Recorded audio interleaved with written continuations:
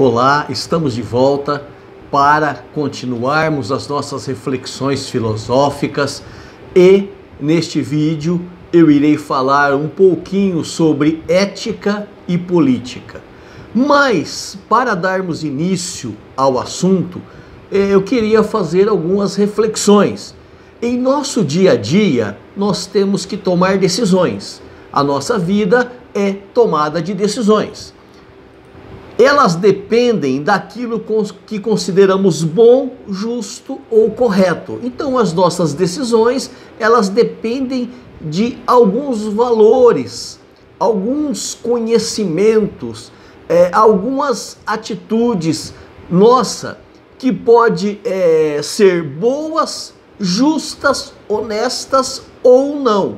Ao tomarmos decisões, nos deparamos com dilemas e valores morais. Qual é a melhor decisão? O que eu devo, quais são os critérios que eu devo ter para me decidir alguma coisa? Vale tudo? Eu posso, para me dar bem na vida, eu posso destruir o meu semelhante, eu posso destruir aquele que está competindo comigo numa vaga de emprego? Vale tudo para se dar bem na vida? Então estes são questionamentos éticos. E a ética, ela vem das reflexões humanas. De acordo com a cultura, de acordo com o grau de conhecimento de determinada civilização, eles constroem valores éticos. Esses valores éticos, eles servem para regular a sociedade. São valores que permitem com que a sociedade evolua, progrida.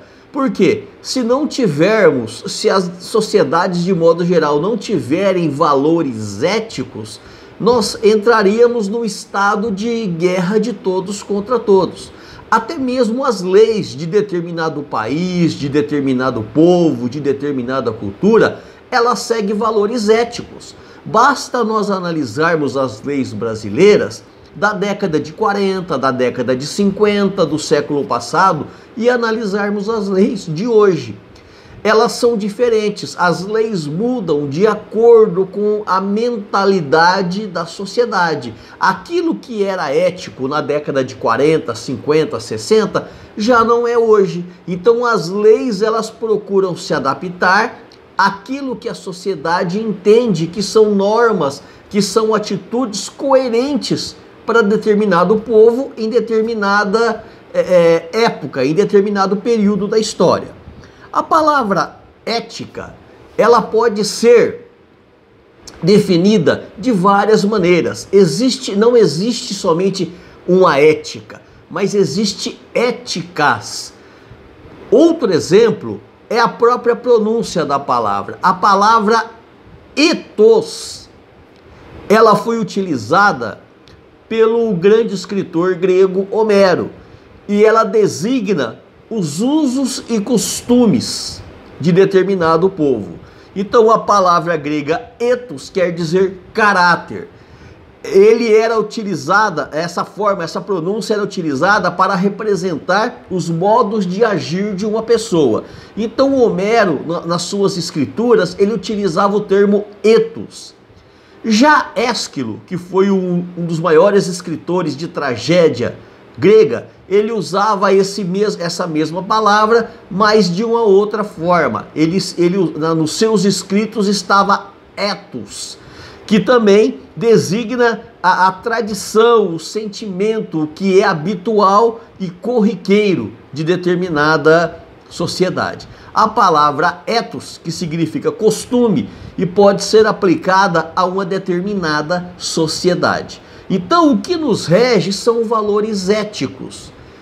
São valores a partir dos quais nós tomamos decisão. Então, a ética é uma área da filosofia que estuda os princípios fundamentais das ações humanas. Então, o ser humano, ele toma atitudes, ele age.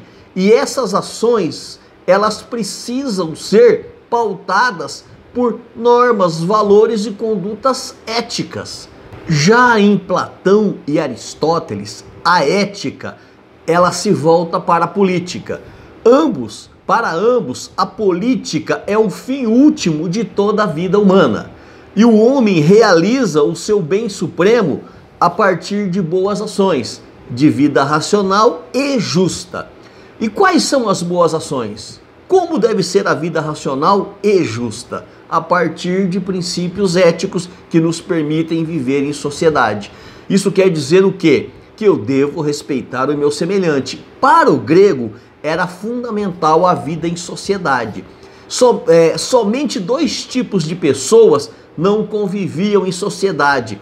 E esse era o ditado que tinha na Grécia Antiga, né, que somente dois tipos de pessoas não viviam em sociedade. Os loucos, por serem loucos, e os deuses que têm autonomia e não precisam de ninguém.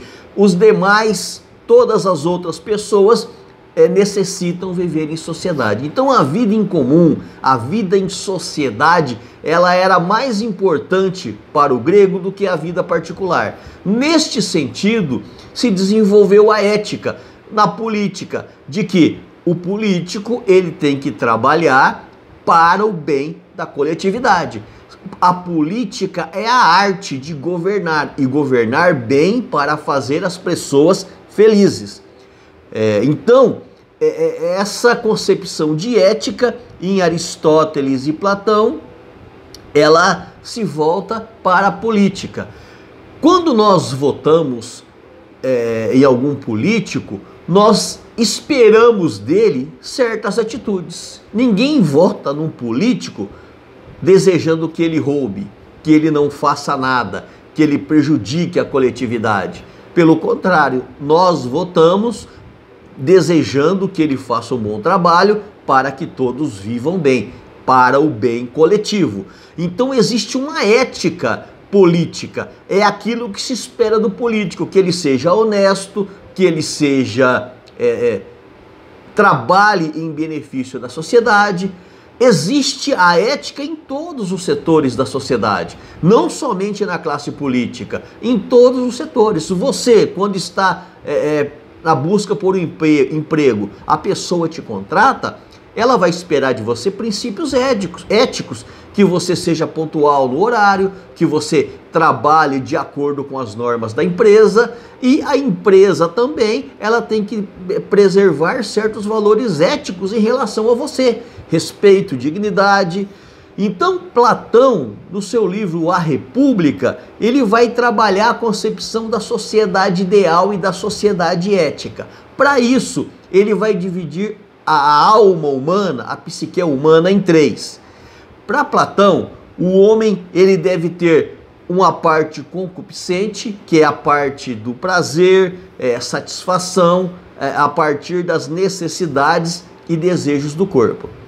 Ele também tem que ter uma divisão colérica ou irascível, é aquela que te dá impulso de proteção, de autodefesa contra as ameaças internas. E a parte racional, que se dedica ao conhecimento. Então Platão vai dizer o seguinte, que o homem ele tem que ter uma divisão da alma concupiscente, uma parte irascível e uma parte racional. Mas o que deve prevalecer nesse cidadão é sempre o racional, em detrimento das demais divisões.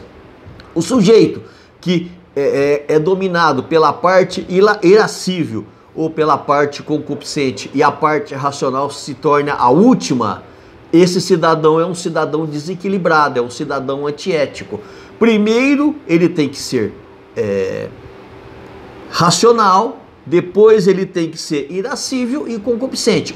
Uma divisão correta, uma divisão certa, leva o homem a atitudes corretas.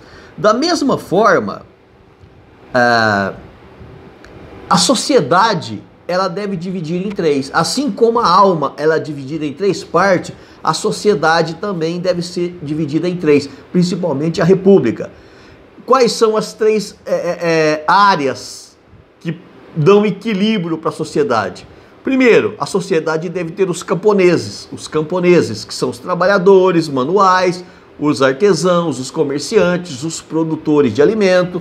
Depois precisam ter os guerreiros, que são aqueles que protegem a cidade contra ataques inimigos, e em terceiro os governantes. Só que a cidade ideal, ela também tem que ser governada primeiro pelos governantes, ou os sábios, aqueles que estão preparados para isso. Esses têm que prevalecer, porque se a parte guerreira, ou se a parte dos camponeses, a parte que não está preparada para governar a cidade, se ela estiver na posição de governo, a cidade não irá bem. Então, quando uma cidade, quando uma nação vai mal, quando a pessoa que ocupa o cargo central, o cargo que dá direção àquela cidade, àquela nação, ele não condiz com o cargo que ele ocupa. Para se ocupar o cargo de camponês, de trabalhador rural ou de produtor de alimentos, o sujeito ele tem que dominar essa prática. Para ser guerreiro, para ser soldado, tem que ter habilidade natural. E o governante tem que ser sábio por princípio. Se nós alterarmos essas regras e colocarmos para governar alguém que não é sábio, que não é preparado, a cidade toda ou a nação toda vai mal. Então a cidade justa é aquela em que, por natureza, o líder ele é preparado, ele é o sábio. E cada um na sociedade deve desempenhar uma função.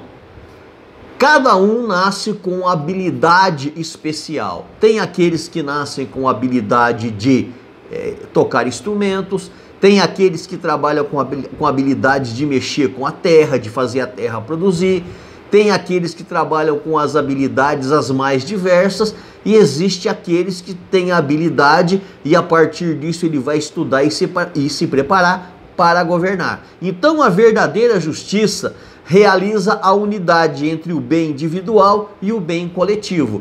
E o bem coletivo vai depender exatamente dos valores éticos que cada um desempenha na sociedade. Estou aqui terminando este vídeo, mas esse tema deve ser retomado em sala de aula, esse tema deve ser aprofundado e nós devemos, no momento oportuno dentro da sala de aula, retomá-lo e aprofundarmos. Até mais e um abraço a todos.